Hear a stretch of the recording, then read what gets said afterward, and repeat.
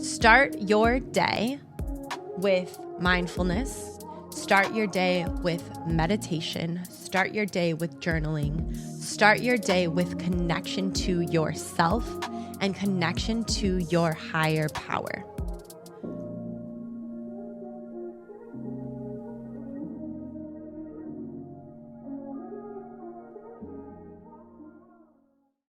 Hello, welcome to Authentically Aligned, a wellness podcast where we speak on all things wellness, from fitness and nutrition to meditation and mindfulness, healing, growth, self-help, and so much more. If you're a new listener, welcome to the podcast. And if you're a returning listener, thank you so much for your love and support. And I want you to know that I'm sending you that same love and support right back. Today, I would like to speak on the things that we can control. So often we focus and fixate and worry about the things that we can't control, rather than taking the time, spending our energy, focusing on the things that we can control and the things that are going to leave us feeling empowered, successful, and all around just better about ourselves. I actually saw a quote this morning that really resonated with me, and the quote was, "Worrying is like worshiping the problem." And that is exactly what it is. When we worry, we are giving whatever problem it is, we're giving it energy to control us. We're giving it energy to control our lives, to control our mind, and to control our emotions. So when we start to eliminate worry and we focus on the things that we can control, the things that are in our control, we really start to take control of not only our lives, but our true sense of peace, our true sense of happiness, and the way that we choose to succeed or not in the world. I think that many of us can get caught up focusing on the things that we can't control because we feel that if we don't focus on the things that we can't control, that something else or someone else has control over our lives. But the only person that has control over our own lives is us. And the biggest thing that we can control is the way that we react, the way that we present, the way that we show up. Because in any situation, something can occur, something can happen in a way that is not how we thought it was going to be, what we thought it was going to be, maybe not even beneficial to us. But the way that we react is everything, because what we tell our bodies believe. Our mind controls our body. So if our mind is telling our body, I need to be stressed, I need to be worried, I need to be anxious, our body's going to believe that. But if we tell our body, I'm in control, I have a sense of peace, everything is happening for my greater good, then we get to move through our lives in such a peaceful way, and it makes us unshakable. Then regardless of any situation, of any outcome, we are able to stay centered, we are able to stay grounded, and we are able to stay one with ourselves. So for me, I think that the biggest mastery of focusing on the things that you can control is the mastery of your mind. And the mastery of your mind is not something that just happens. It's something that is a practice. It's something that requires consciousness every single day, every single moment. But the more that you start to practice it, it becomes a muscle memory. Your brain is a muscle, remember that. And the more that you start to practice something, then it becomes second nature. Then you don't have to think about what you're doing. You don't have to think about staying positive, staying peaceful, staying grounded. And the biggest way that we can do this is by practicing mindfulness, practicing meditation, practicing grounding. For me, a practice that I have been doing for the past few weeks now is starting my day with mindfulness. And so often we start our day thinking about all of the things that we have to do, thinking about all of the things that are going to occur throughout the day. Maybe we start our day by picking up our phone and scrolling through social media or scrolling through our emails or scrolling through our text messages. And for the past few weeks, I have been really, really, really aware of when I first wake up, when my alarm goes off, I turn my alarm off and then I place my phone face down. I allow the frequencies that are playing to continue playing. And I just take a few moments. Maybe it's 15 minutes, maybe it's 30 minutes, maybe it's 2 minutes. Depends on the day. I have been making a conscious effort to wake up at least 30 minutes earlier than I have to. Because that extra 30 minutes allows me the silence, it allows me the stillness, it allows me the space to sit and have reflection and set an intention for my day. Set an intention for the way that I want to show up, set an intention for the way that I want to stay grounded, and set an intention for the way that I desire to go about my day. It also allows me the space to listen. It allows me the space to better understand my purpose for that day. Spending time with not only myself, spending time connected with myself, connected with God, connected with the universe, allows me to listen and understand exactly what my purpose is for that specific day. So often we wake up and we think, okay, this is what I have to do. This is what I have to do. This is what I have to do. This is what I have to do. But what if every morning you started your day by listening to yourself, by connecting to your higher power and understanding your purpose for that exact day? What are you supposed to do today? How are you supposed to help today? Who are you supposed to help today? How can you give back? How can you make an impact? How can you show up for your community in that exact day? And focusing on these things, taking a moment to find the clarity, to find the peace, to create the space, then allows you to focus on the things that you can control.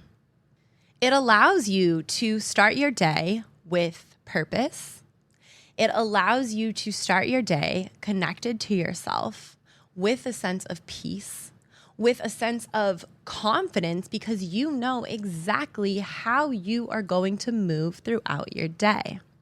Like I said, this is something that really takes an effort. You have to be conscious, you have to be aware, and you have to be able to quiet your mind for enough time to hear that purpose, to hear that calling, to hear whatever it is that your purpose is in that day. And this is just one of the ways that we can start to take control and focus on the things that we can control.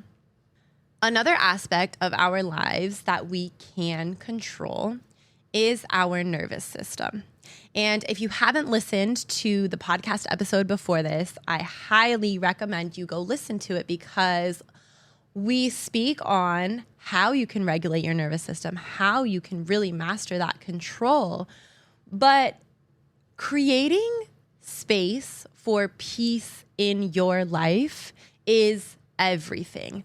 And it can be applied anywhere. So understanding that your breath regulates your nervous system, and you could be sitting in traffic, you could be in an argument with a friend, a partner, you could be at your job and somebody is going off on you for something that really isn't your problem, but you take on that energy. And creating the space, allowing the space, taking the time to connect with yourself and understanding what is yours to hold on to and what is not yours to hold on to. Understanding that you sitting in traffic, getting stuck, being 5 or 10 minutes late, in the grand scheme of things, is it really going to affect the rest of your life? Is this going to matter tonight by the time you get home? Is this going to matter in 3 hours? Is this going to matter in 3 days? And taking the time, creating the space to have that conversation with yourself, and then to calm your nervous system, to find regulation, to find time to slow down, to understand that the traffic that you're facing is really not in your control. What is in your control? Your breath, the way that you react, the way that you show up. So if you continue to allow your nervous system and your anxiety to be heightened, then that's going to continue throughout your day, right? So then you're going to be rushing around. Maybe then you spill your coffee. Maybe then you get in a fender bender because you're rushing around, you're anxious. Maybe then you're losing things or forgetting things. But understanding that mindfulness and that control of your mind, that control of your nervous system, that control of your breath is something you have control of. So yes, you may be late. You're going to be late regardless. So you can run around frantically. You can have your nervous system elevated. You can move through your life in a chaotic way, or you can show up 5, 10 minutes late with a sense of control of your mind, with a sense of control of your anxiety, with a sense of control of your breath, and with a sense of control of the peace that you have in your life. Understanding also that you have control over your habits. You have control over your lifestyle. You have control over the way that you show up. And understanding that it's not just about the way that you show up at work. It is not just about the way that you show up in your relationship. It is not just about the way that you show up at the gym. It is the way that you show up for every little thing that you do. But also understanding that when you start to show up as your best self in the gym, or you start to show up as your best self in your self-care practices, in your eating habits, in your career habits, in your sleep habits, you have desire to show up better everywhere else in your life. Because when you show up great in your eating habits, you show up great in the gym, you show up great to your job, you feel that energy, you feel that frequency of this elevated person. And it really truly is like a hit of dopamine when you experience this showing up as the elevated version of yourself. And then you have desire to show up everywhere else as this high version of yourself. So recognizing that it really is about the small habits, the little things that you do throughout the day to show up as your best self. Even if it's starting your day by spending 5 or 10 extra minutes getting ready, making yourself presentable, showing up the way that you desire to be, because I will guarantee you the way that you show up affects the way that you perform. So if you're showing up late, if you're showing up unshowered, if you're showing up throwing your hair together, if you're showing up throwing an outfit together, that's the way that you're going to show up to perform whatever task it is that you have to do. But if you're showing up put together, if you're showing up clean, if you're showing up taken care of, you're going to perform throughout your life with that same frequency, with that same energy. So another perfect example of things that you do have control of. You have control of the way that you show up. You have control of the way that you present. You have control of the way that you feel about yourself. But if you're showing up rolling out of bed, if you're showing up unshowered, if you're showing up with no makeup on, if you're showing up without a fresh cut, you are showing up as a lower version of yourself. And your confidence is going to show that. Your performance is going to show that. And I understand not everything is about looks, but I promise you, when you are taking care of yourself, when you are feeling whatever put together means to you, that is how you are going to show up as your best self. That is how you are going to take control of your life. That is how you are going to take control of your confidence. And on the other side of that, that's how you're going to take control of your insecurities. Because how often, when you really take the time to get ready, to show up as your best, to put on the outfit, to do your hair, how often do your insecurities really overpower that? I would like to bet not very often. So keeping in mind that your habits are something that you have complete control of. Again, our mind would love to tell us otherwise. Our mind would like to work with our body and tell us that we are tired, that we don't have the capacity, that we are overworked, that we are run down. But when your mind shuts all of that out, when your mind shows up as its best self, and you start to partake in and participate in these habits, you will realize that these habits are actually going to give you that energy. These habits are going to overpower that laziness, the sense of insecurity, the fears, the doubts, because you are telling your mind that you are everything that you may need. Your mind is telling your body, this is what's best for me. And then your body listens. So if your mind is telling your body that what's best for you is laying on the couch for 4 days, replenishing your energy, your body's going to believe it.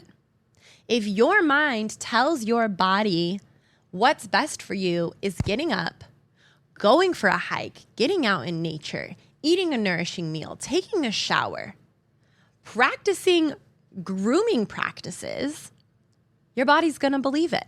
And your body is going to feel 1,000 times better. Another perfect example of taking control is taking control of the way that we show up for others. Now, this cannot happen if the step before does not happen. So we first have to show up for ourselves. But once we've shown up for ourselves, if we are showing up for others in a half-assed way, expecting others to fully show up for us, we've got it twisted. How can you expect somebody to fully show up for you if you only half-ass show up for them?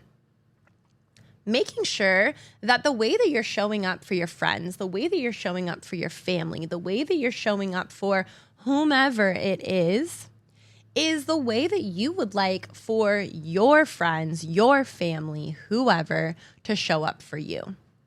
Leading by example is such a huge factor in taking control of your life.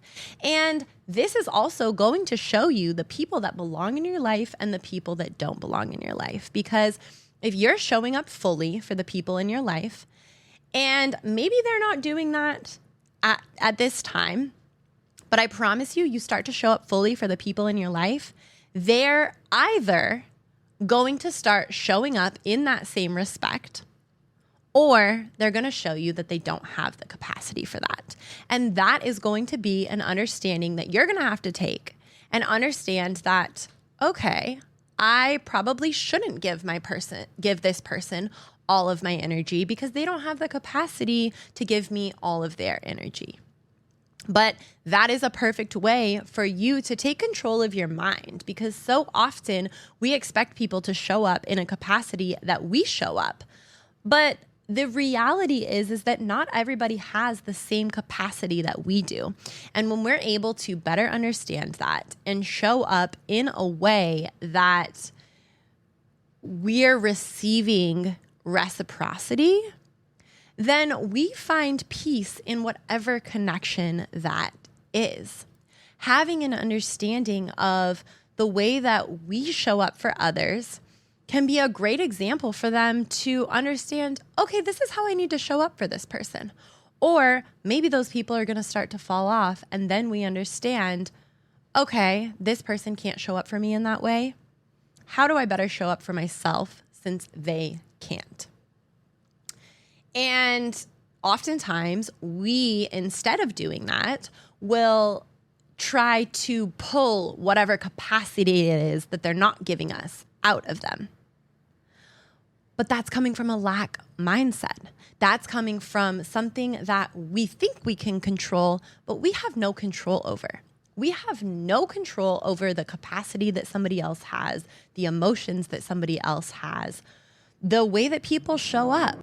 But what we do have control of is the way that we react, the way that we understand, the way that we show compassion for others, the way that we would hope that they would show compassion for us. Now, don't get me wrong, because I think that there are times when we show too much compassion and we allow people to not show up enough.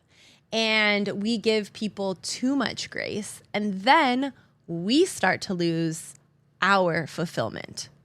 Our cup starts to run empty.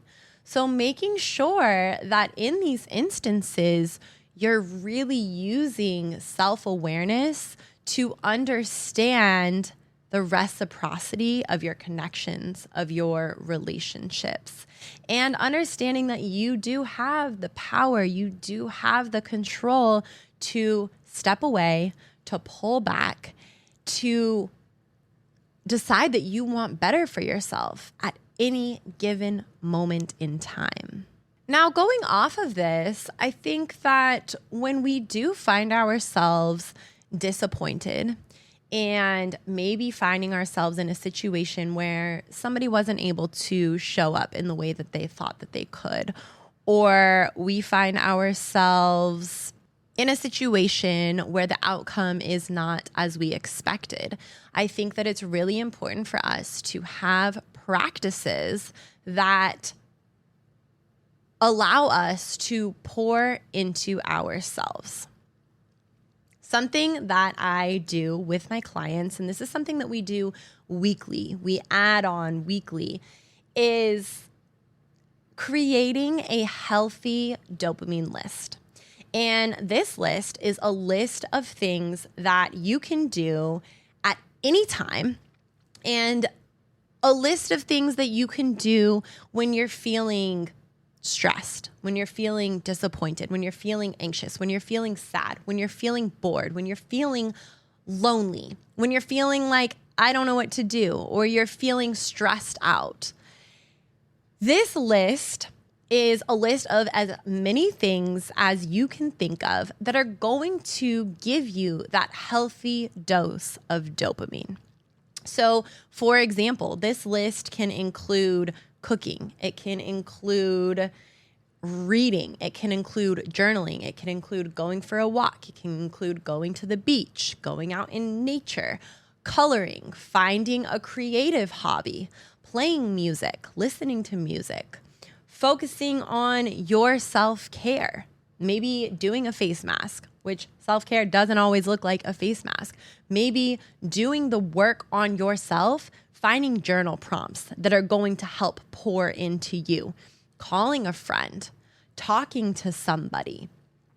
Any of these things that are going to make you feel better can go on your dopamine list. And the perfect thing about this list is that a lot of times when we're feeling defeated, when we're feeling low vibrational, when we're feeling stressed, anxious, it's hard for us to think of these things in the moment. So if you have this list of things, of activities, of practices that you can do readily available, I tell my clients to keep it on their phone, whether they take a picture of it, whether it's in their notes, whatever it is.